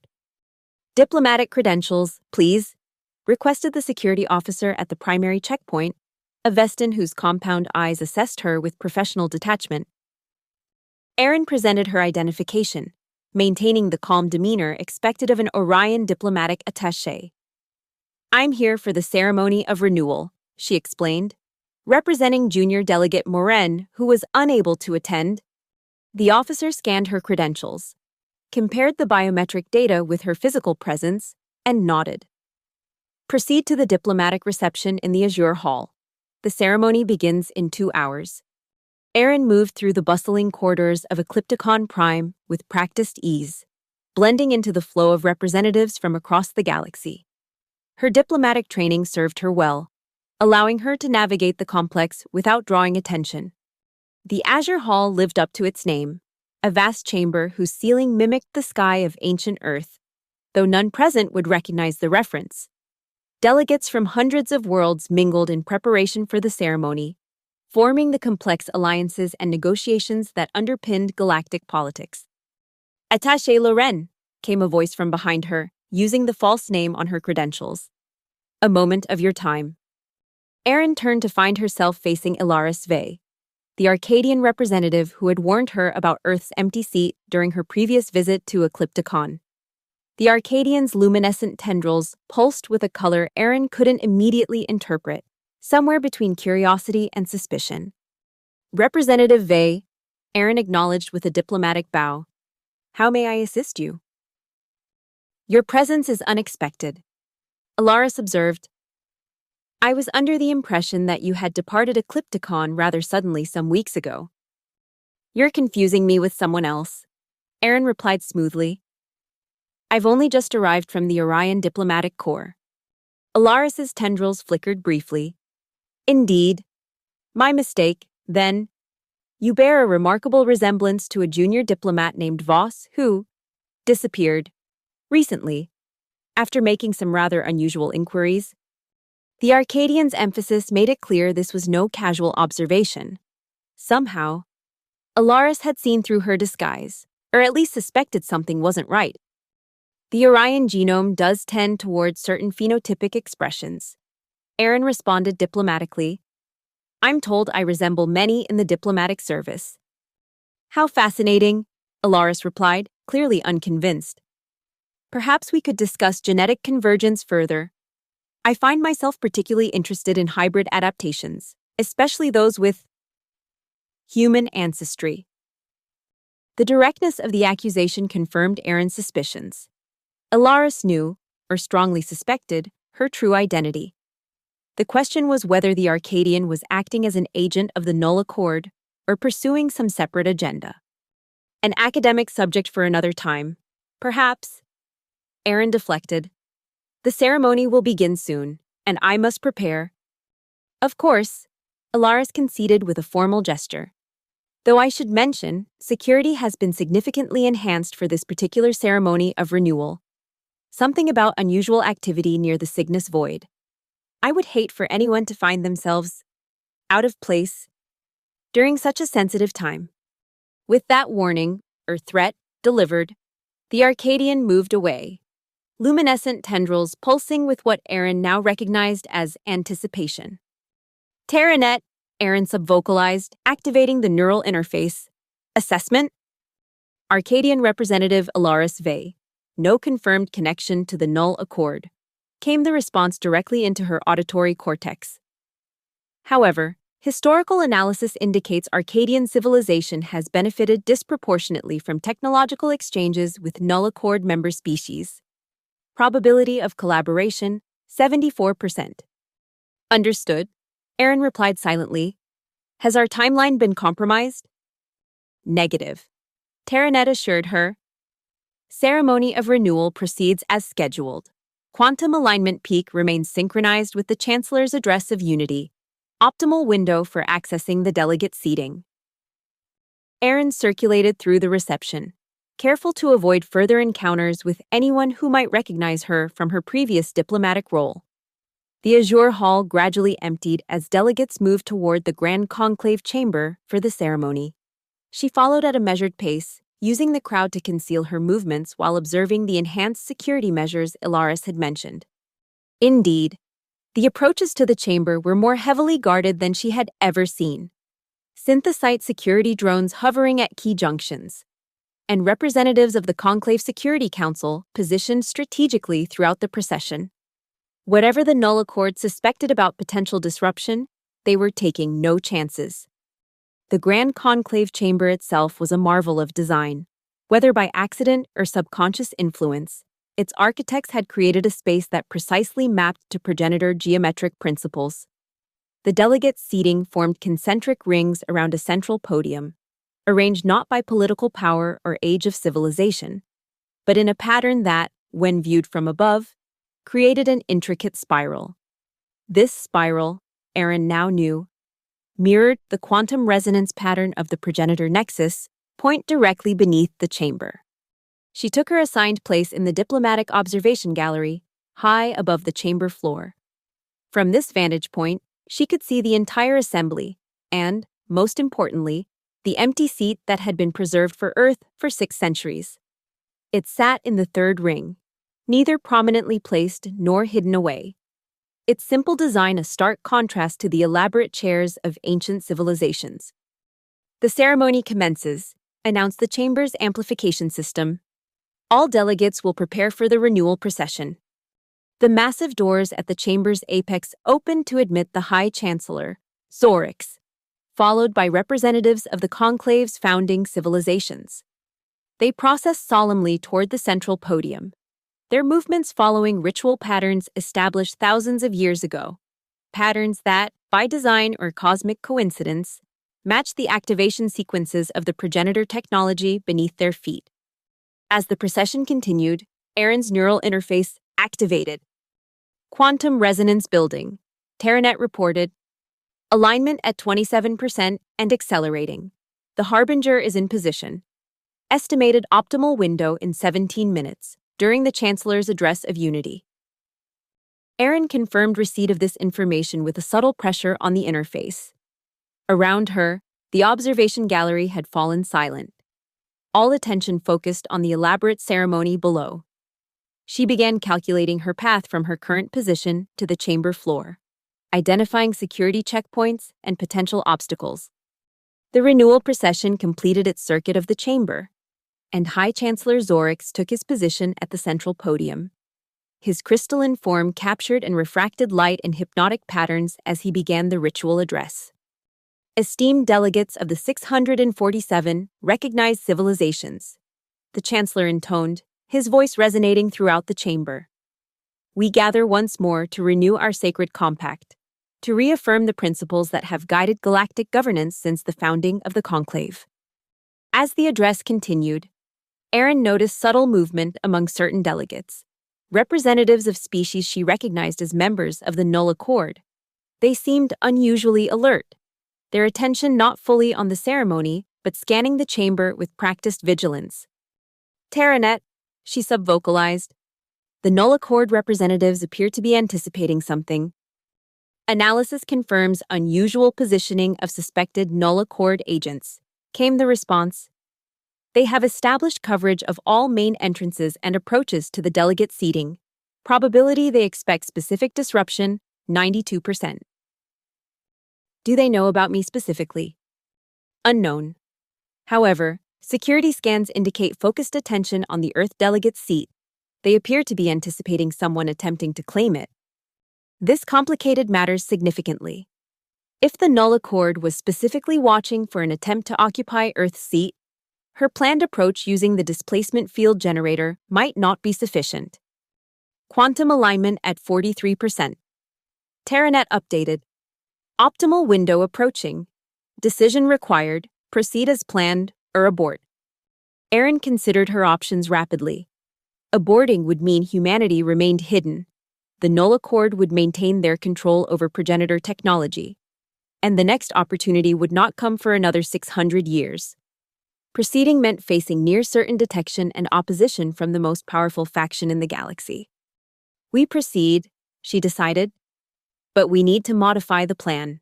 The diversion needs to be more significant, something that will draw even the Null Accord's attention away from the Earth seat, if only for moments. Communicating with the Harbinger, Terranet confirmed. Captain Reyes proposes a Level 1 emergence, full revelation of Earth technology rather than merely a visible presence. Approved, Erin responded. And I'll need to change my approach vector. The direct path from the gallery is being watched too closely. She began moving subtly through the observation level, positioning herself near a maintenance access point that her interface highlighted as a potential alternative route. The High Chancellor's address was building toward its climax, the ritual acknowledgement of all recognized civilizations that, unknown to most present, would synchronize perfectly with the peak of the quantum alignment. Delegates of the Conclave, the Chancellor proclaimed, let us reaffirm our unity as sentient beings, diverse in form, but united in purpose. Quantum alignment at 68%. Terranet reported, Harbinger preparing for emergence. Optimal window in 3 minutes, 17 seconds. Erin positioned herself beside the maintenance access panel, waiting for the precise moment when all attention would be focused on the Chancellor's ritual invocation of each founding civilization. We honor the Kethrians, whose wisdom guided our earliest councils. The Chancellor began, initiating the sequence that would name each founding member in turn. As the litany continued, Erin activated her displacement field generator. The subtle technology created no visible effect, but she felt a slight pressure behind her eyes as the field established itself, not true invisibility, but a perceptual filter that would make her movements less noticeable. We honor the Arcadians, whose diplomatic insight brought harmony to conflict. Using the limited coverage provided by the displacement field, Erin opened the maintenance access panel and slipped inside, finding herself in a narrow service corridor that ran behind the grand chamber. Terranet guided her through the labyrinthine passage, tracking her position relative to the Earth delegate seat. We honor the Vortons, whose technological brilliance illuminated the path forward. Quantum alignment at 82%. Terranet updated. Harbinger emergence in 45 seconds. Aaron reached a junction where the service corridor intersected with access to the chamber floor. A security drone hovered nearby, its sensors sweeping the area methodically. Her displacement field would confuse its perception, but not completely eliminate her from detection. We honor the Solanum, whose energy sustains the very foundations of our conclave. Harbinger emergence commencing, Terranet announced, preparing for visible manifestation directly above Eclipticon Prime. Aaron held her position, counting down the seconds until the Harbinger would reveal itself. The security drone continued its patrol, moving gradually away from her position. Suddenly, alarms blared throughout Eclipticon Prime.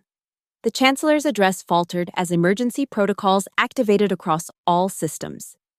Unidentified vessel detected, came the automated security alert. Unknown configuration, unprecedented energy signature, directly above central spire. The Harbinger had dropped its quantum displacement field, revealing itself in all its advanced glory to the stunned security forces of Eclipticon Prime. As planned, the appearance of an unknown vessel of clearly superior technology created immediate chaos, exactly the diversion Aaron needed. She slipped past the distracted security drone, emerging onto the chamber floor as delegates rose from their seats in alarm. Attention directed upward toward the mysterious threat. Using the confusion, Aaron moved swiftly through the outer rings of delegate seating, her displacement field helping her avoid notice amid the commotion. Multiple defense systems activating. Terranet reported, Harbinger deflecting initial countermeasures. Estimated window of diversion, 2 minutes, 14 seconds. Quantum alignment, Aaron asked as she navigated between confused delegates. 89% and accelerating rapidly. Peak convergence will occur in approximately 90 seconds. She was getting close to the Earth delegate seat now, but the chaos was beginning to organize into coordinated response. Security forces were deploying throughout the chamber, and several null accord representatives had maintained their discipline, still watching the approaches to the Earth seat despite the unprecedented distraction above. Aaron needed one final diversion to reach her goal. She reached into her pocket and removed a small device Reyes had provided, not the emergency beacon, but a localized electromagnetic pulse generator.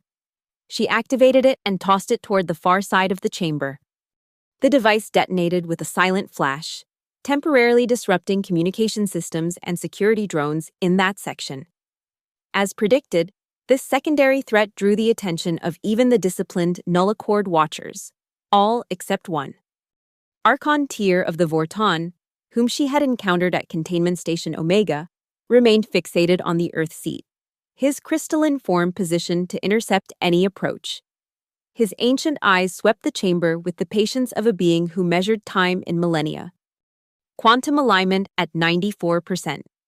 Terranet reported urgently. Peak convergence approaching. Harbinger defensive systems at 70% capacity and declining under concentrated fire. Aaron made her decision. Rather than trying to evade the Archon's vigilance, she deactivated her displacement field and walked directly toward him, the one approach he might not anticipate. Archon Tyr, she greeted him formally, as though this were a diplomatic encounter rather than the culmination of a 600-year struggle. The ancient Vortan's crystalline features shifted in what might have been surprise. Delegate Voss, he acknowledged. Or should I say, the human hybrid. Your persistence is remarkable, if ultimately futile. The null accord has maintained its control long enough, Aaron replied, continuing to approach steadily. The progenitor network was never meant to be monopolized by a single coalition. You understand nothing of what you interfere with, the Archon stated coldly. The network requires guidance by those with the wisdom of millennia, not the impulsive stewardship of short-lived species.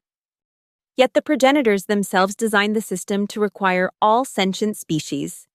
Aaron countered, now merely meters from the Earth seat, and from the Archon blocking her path, including humanity. A design flaw we have spent thousands of years correcting, Tyr replied. one that will be permanently resolved when this alignment completes under our guidance. Around them, the chamber remained in chaos. Security forces attempting to coordinate a response to the Harbinger while delegates sought explanations for the unprecedented breach. The High Chancellor had been evacuated from the podium. But ironically, the disruption of the ceremony had not halted the quantum alignment. If anything, the energy readings were intensifying as the natural convergence approached its peak. Quantum alignment at 98%. Terranet reported, peak convergence in 20 seconds. Harbinger sustaining critical damage to outer hull. The time for diplomacy had ended. Aaron feinted to the left, then dropped and rolled to the right, attempting to bypass the Archon with pure physical maneuvering. But Tyr's reflexes, honed over thousands of years, anticipated her movement. A crystalline appendage extended with impossible speed, wrapping around her ankle and halting her advance mere meters from the Earth seat. "Did you truly believe it would be so simple?" the Archon asked, his voice carrying a note of genuine curiosity beneath the contempt. "That we would allow humanity to disrupt thousands of years of careful planning?" "Not simple," Aaron gasped, struggling against his grip. "Necessary." With her free hand, she reached for the quantum entanglement beacon, not to signal for extraction, but to utilize its secondary function. As her fingers closed around the device, she twisted sharply to face the Archon directly.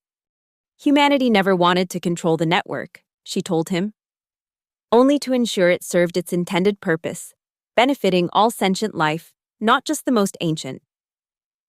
She activated the beacon with a precise sequence of pressures. Instead of signaling the Harbinger, it emitted a focused quantum pulse, one specifically calibrated to the crystalline structure of Vortan physiology. The Archon's form vibrated discordantly, the harmonics of his molecular structure temporarily disrupted. His grip loosened just enough for Aaron to pull free. With a final surge of effort, she lunged for the Earth delegate seat, collapsing into it just as Terranet announced, "Quantum alignment at 100%. Peak convergence achieved." The moment Aaron's body made contact with the seat that had remained empty for 6 centuries, the entire chamber seemed to freeze.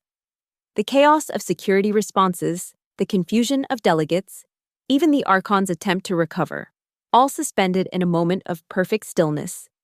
Beneath the floor, the progenitor nexus point, dormant for millennia, except during controlled access by the null accord, flared to full activity. Energy patterns unseen by organic eyes cascaded through the chamber's structure. Recognizing for the first time in 600 years the complete assembly of all evolved intelligences recognized by its ancient protocols. Final accord sequence initiating, Terranet reported, its artificial voice carrying an unusual note of awe. Progenitor network achieving full activation. A column of light erupted from the central podium, expanding outward to encompass the entire chamber. Within this light, patterns of information too complex for any single mind to comprehend flowed like living currents. Delegates from across the galaxy found themselves simultaneously connected to and isolated within this phenomenon, each experiencing a personalized interface with the network that transcended language or conventional communication. Aaron felt Eliana's consciousness from the Terranet device expanding, merging with the vastly greater intelligence of the activated network. Through this connection, understanding flowed into her mind, not as words or images, but as direct knowledge, as though she had always known these truths but had somehow forgotten them. The progenitors had not been merely the first advanced civilization. They had been the architects of a grand experiment in evolution, seeding countless worlds with the fundamentals of life, then watching as intelligence emerged in myriad forms. Their network was not a weapon or a tool of control, but a means of sharing, a system designed to ensure that when their creations reached a certain level of development, they would inherit not domination over one another, but mutual elevation. The final accord was not a power transfer or a political realignment, but the fulfillment of this design, the moment when all evolved intelligence recognized by the progenitors would simultaneously access the accumulated knowledge and capability of billions of years of cosmic development. Throughout the galaxy, on every world with a connection to the network, including Earth, Emerging from its quantum displacement field, similar columns of light manifested, creating a galaxy-wide convergence of consciousness and information. For 17 hours, as the quantum alignment held at its peak, the barriers between civilizations dissolved, replaced by direct understanding that transcended the limitations of individual experience. The Null Accord's millennia of careful control had ended, not in defeat, but in the very outcome the progenitors had intended, a shared awakening that benefited all, including those who had sought to monopolize it. In the Grand Conclave chamber, Erin remained seated in the Earth Delegate's chair. Her consciousness expanded beyond normal human limits by her direct connection to the network. Through this expanded awareness, she perceived the harbinger above Eclipticon Prime, its damaged systems being rapidly repaired by the same energy that flowed through the chamber. She felt the presence of Miranda and Reyes, their minds similarly connected to the galaxy-wide phenomenon. And most powerfully, she sensed Eliana, not merely the digital echo preserved in Terranet, but something more complete, as though the network had somehow preserved aspects of her consciousness that transcended the limitations of physical existence. "You succeeded," came Eliana's thought, not as words but as direct understanding. "You completed what we began." "What happens now?" Erin asked, her question flowing into the network as pure concept rather than language. "Evolution continues," came the response, not just from Eliana, but from the collective intelligence of the activated network. But now as a shared journey rather than a competition, the knowledge and capabilities of the progenitors become the common heritage of all sentient life, to be developed according to the unique perspectives of each civilization. As the hours passed, the initial shock and fear that had greeted the activation gradually transformed into wonder and exploration. Delegates who had moments before been in panic now sat in their respective seats, minds open to possibilities they had never imagined. Even members of the Null Accord, including Archon Tyr, participated in this shared awakening, their ancient ambitions for control rendered obsolete by the very outcome they had sought to prevent. When the quantum alignment finally began to fade, 17 hours after its peak, the network did not shut down completely as it had in previous cycles. Instead, it established a new equilibrium, a sustainable level of connection that would persist between alignments, maintaining the bridge between civilizations that had been forged during the convergence. The light column gradually dissipated, and normal awareness returned to the delegates in the chamber. But something fundamental had changed, in them and in the galactic order itself. High Chancellor Xorix, who had returned to the central podium, surveyed the assembled delegates with new understanding reflected in his crystalline form. "For thousands of years," he said, his voice carrying the weight of revelation, "we have conducted the ceremony of renewal without truly comprehending its purpose.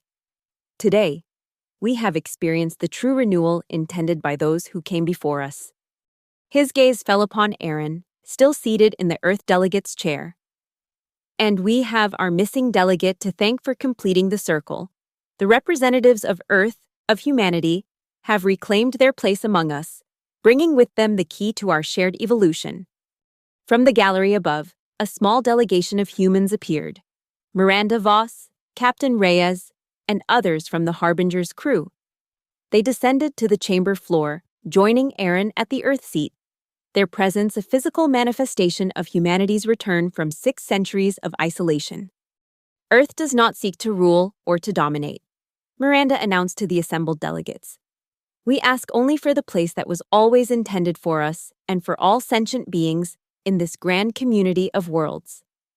The response came not as a formal vote or decree, but as a spontaneous acknowledgement from delegates across the chamber, representatives of civilizations that, hours before, would have viewed humanity's return with suspicion or hostility.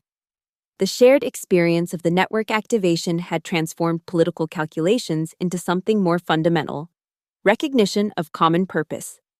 Even Archon Tyr, the Vortan representative of the Null Accord, approached the human delegation, his crystalline form, still bearing the subtle disruption of Erin's quantum pulse, reflected a complexity of emotion beyond his usual cold calculation.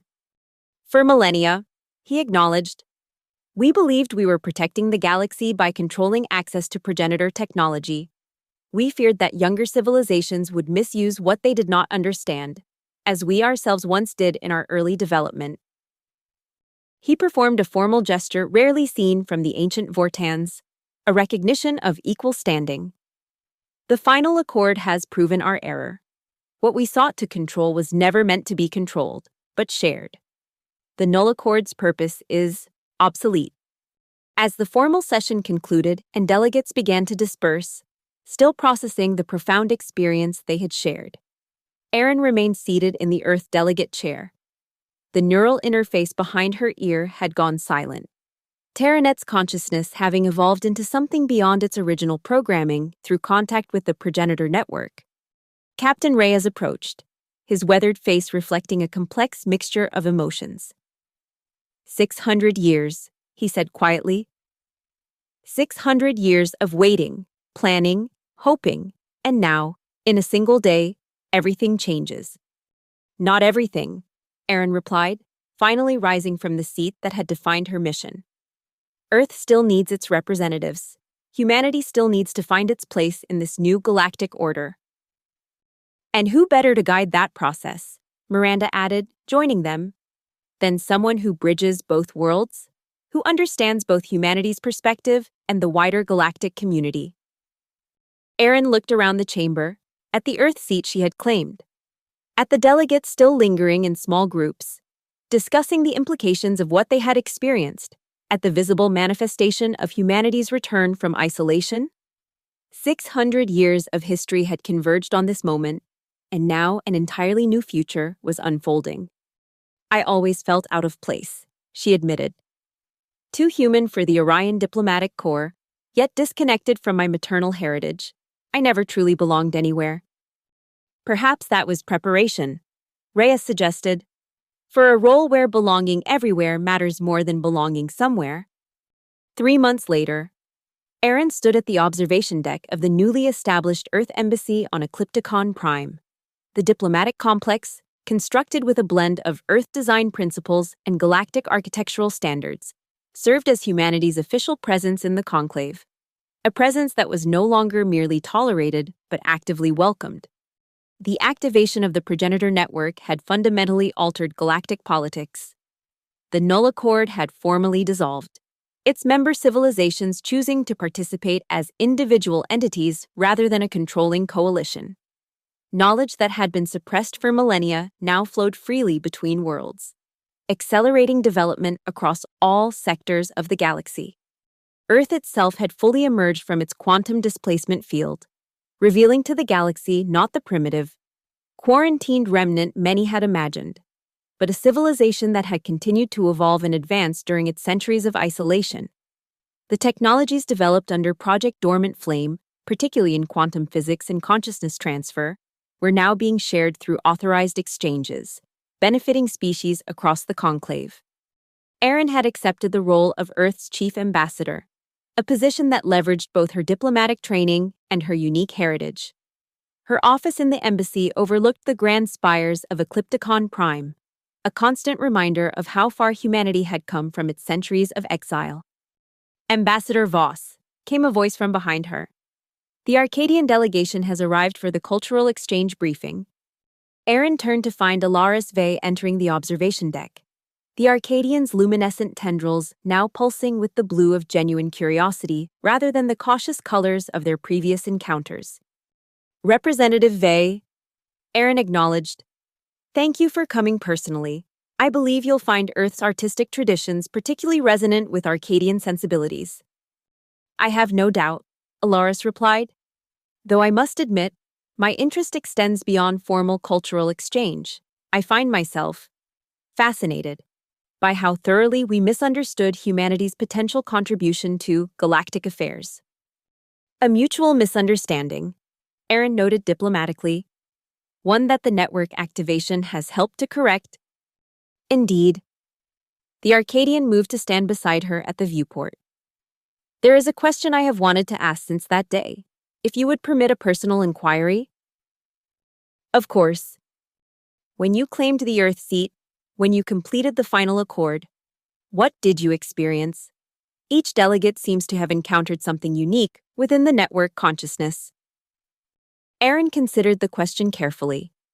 The shared experience of the network activation had been intensely personal for all involved, with each species interfacing with the progenitor system according to their own neural architecture and cultural context.